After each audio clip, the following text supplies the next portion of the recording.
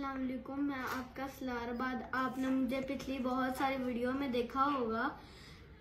मैं सारे कानून बनाने वाले अदारों से रिक्वेस्ट करता हूँ फिर से कि मेरे बाबा को प्लीज़ घर आने दें। आपने तो हमारी फैक्ट्रियों के ऊपर हमारी फैक्ट्रियों सील कर दी हैं सारी, और आप उसके ट्रांसफार्मर भी उतारे हैं। तो मेरे बाबा को 146 डेज हो गए जेल में। आप मेरे बाबा को प्लीज़ घर भेज दें। मेरी मम्मा की बहुत बुरी कंडीशन है, वो भी हॉस्पिटल में है, उनकी बहुत बुरी कंडीशन है।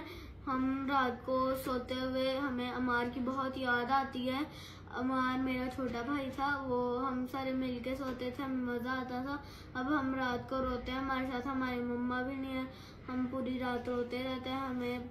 हम तब स्कूल भी नहीं जाते। हमें हमारे बाबा को प्लीज़ छोड़ दें।